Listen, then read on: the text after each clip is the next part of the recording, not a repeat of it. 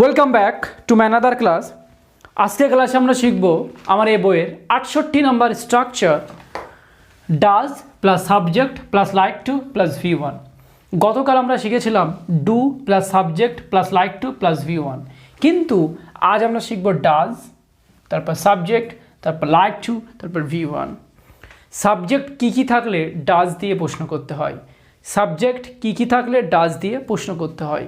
Subject যখন he she it বা একজন থাকে, সাবজেক্ট যখন হি শি ইট বা একজন থাকে তখন ডাজ দিয়ে প্রশ্ন করতে হয়।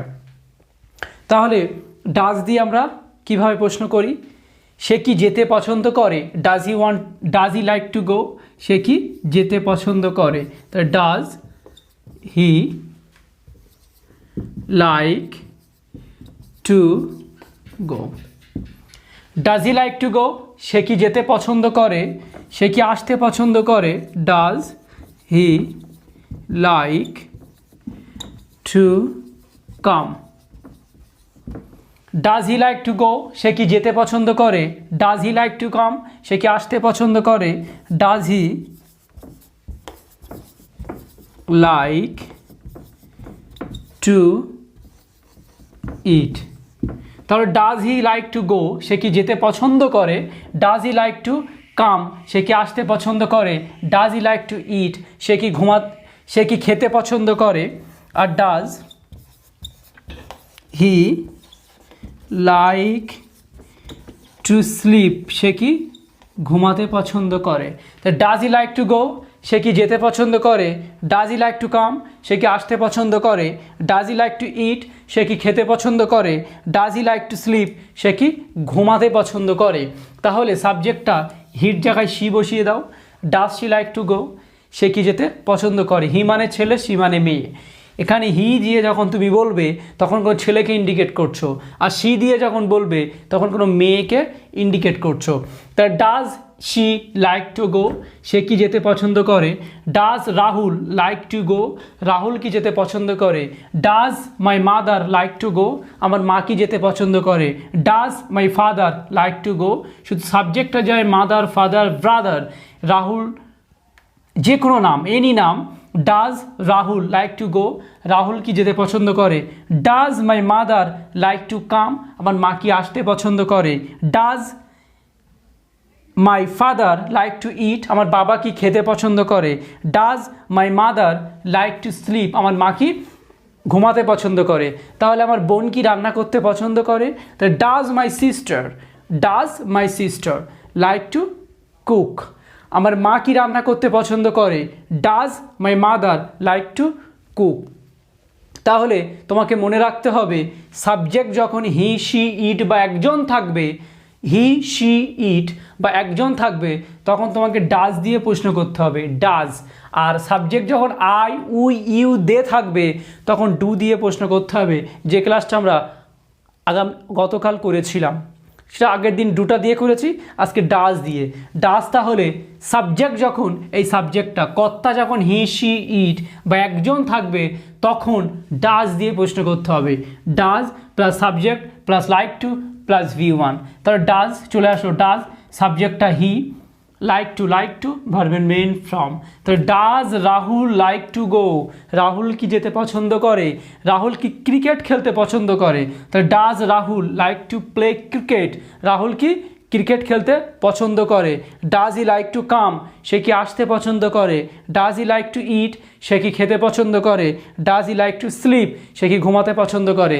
তোমাদের আরও এই ভার্বটা চেঞ্জ করে হাজার সেন্টেন্স তোমরা মেকিং করতে পারবে, এই ভার্বটা চেঞ্জ করে তোমরা হাজার সেন্টেন্স মেকিং করতে পারবে যেটা তোমরা বলতে চাও। আর স্পোকেন ইংলিশ যদি তোমরা শিখতে চাও কন্টিনিউ প্র্যাকটিস করতে হবে, প্রতিদিন 1 ঘন্টা লিখতে হবে, 1 ঘন্টা বলতে হবে, তবেই তুমি ইংরেজি শিখতে পারবে, অন্যথায় ইংরেজি শিখতে পারবে না।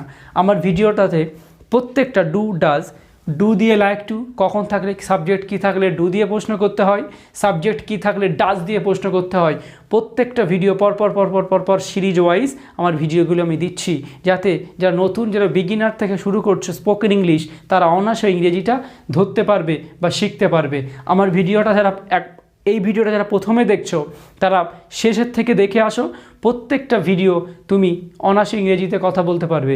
আর ভিডিওটাতে প্রত্যেকেই সাবস্ক্রাইব করবে, বেল বাটনটা বাজিয়ে দেবে, যাতে হয় আমি ভিডিও আপলোড করলেই তোমাদের ফোনে নোটিফিকেশন চলে যায়।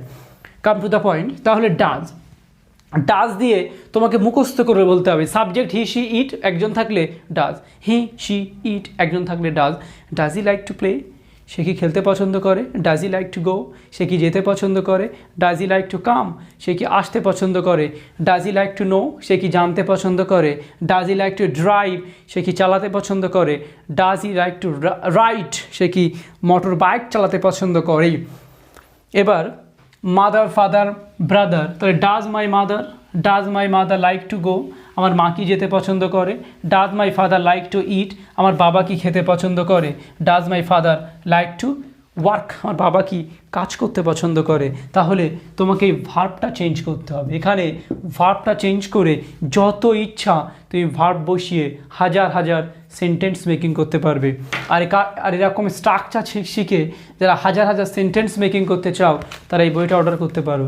এই বইটাতে 300টা স্ট্রাকচার আছে যেটা দিয়ে তুমি হাজার সেন্টেন্স মেকিং করতে পারবে, এবং ডেলি লাইফে কীভাবে ইজি কনভারসেশন করবে সেটাও তুমি এই বইটাতে পাবে। এই বইটাতে আরও পাবে একটা ভার্বের 5টা ফর্ম দিয়ে তুমি কিভাবে হাজার সেন্টেন্স মেকিং করতে পারবে। আশা করি সবাই শিখতে পারবে যদি সবাই নিজের কাছে জেদ করো যে আমি ইংরেজি শিখবো একদিন, তবেই সে ইংরেজি শিখতে পারবো, অন্যথায় ইংরেজি শেখাটা খুব টাফ। যাই হোক, কাম টু দ্য পয়েন্ট, তোমাকে ডু কোথায় বসে, ডাস কোথায় বসে, পুরোটা মাথার মধ্যে কমপ্লিট করে ঠোঁটস্থ করে ফেলতে হবে। তোমাকে অটোমেটিক্যালি ডুটা বেরোবে, ডাসটা বেরোবে, ডুটা বেরোবে, ডাসটা বেরোবে, তবেই তো তুমি ইংরেজি শিখতে পারবে। আধা মন দিয়ে শিখলে কখনো সে কাজটাতে সফল হওয়া যায় না, পুরোপুরি মনটা দিয়ে শিখলে সে কাজটাতে সফল হওয়া যায়। Thank you very much.